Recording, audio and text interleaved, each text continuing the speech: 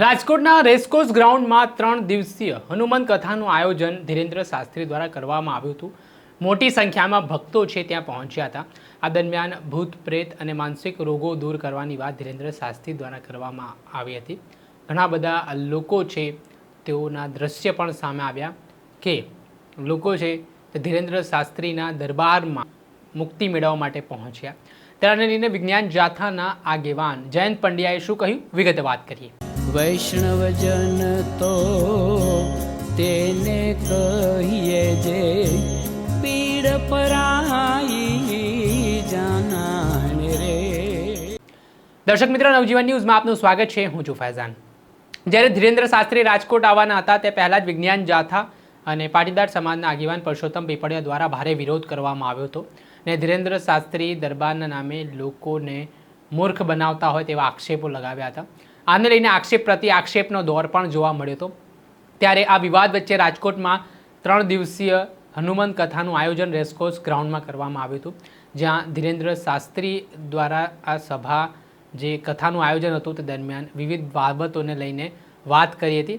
જો કે કેટલાક લોકો ધીરેન્દ્ર શાસ્ત્રીના દરબારમાં ધૂણતા પણ જોવા મળ્યા હતા। આમ કહેવાય કે માનસિક રોગો દૂર કરવા સહિત ભૂત પ્રેત જેવી વસ્તુઓ છે તેનાથી મુક્તિ અપાવવા માટે પણ બાબા કામ કરતા હોય છે। ત્યારે આ બાબતને લઈને વિજ્ઞાન જાથાના આગેવાન જયંત પંડ્યાએ કેટલાક સણસણતા સવાલો ઉઠાવ્યા અને જે પરચીઓ જ્યારે દરબાર ભરાતું હોય છે ત્યારે પોતાના માણસોની જ પરચીઓ હોય તેવા આક્ષેપો તેમણે લગાવ્યા ને લોકોને આવી રીતે ગુમરાહ કરીને છળકપટ કરીને આ પોતાના પ્રચાર પ્રસાર કરવામાં આવતા હોય તેવા આક્ષેપો ધીરેન્દ્ર શાસ્ત્રી પર વિજ્ઞાન જાથાના આગેવાન જયંત પંડ્યાએ લગાવતા શું કહ્યું તે સાંભળો। જયંતભાઈ, શું કહેશો? ગઈકાલે એક બાબા ભાગેશ્વરની જે કથાનો અંતિમ દિવસ હતો, દિવ્ય દરબાર દરમિયાન મારામારી અને ઘણા એવા ભરવા દ્રશ્યો સામે આવ્યા છે।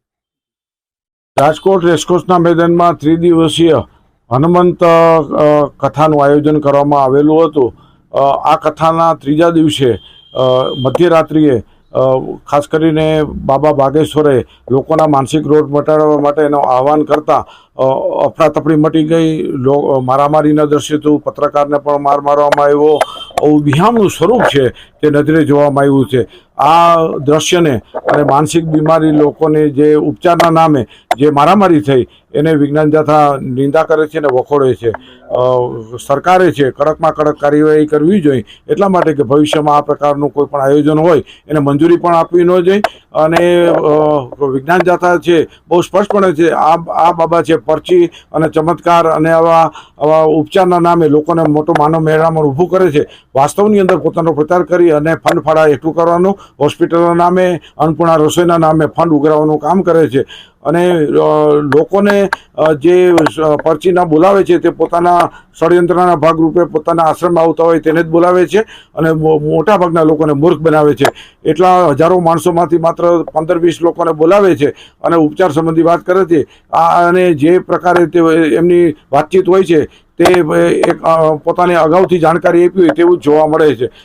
વિજ્ઞાન જાથાએ આ અનુસંધાને જાહેરનામાનો ભંગ થાય છે, આયોજકો સામે કાર્યવાહી કરવાની માંગ કરી છે। આ બાબા છે મેડિકલ સારવાર કરે છે, લાયસન્સ વગર કરે તેની સામે કાર્યવાહીની માંગ કરવામાં આવી છે। શરૂઆતની અંદર પોલીસ તંત્ર છે FIR દર્જ કરે તેવી માગણી કરશે, બાદ કોર્ટના દ્વાર ખખડાવી અને જેટલા જવાબદારો છે અને તત્વો છે અને માહોલ બગાડ્યો છે, રાતના મારામારી થઈ છે તે ભવિષ્યમાં ન થાય તે સંબંધી કાયદા અનુસાર કાર્યવાહી હાથ લેનાર છે।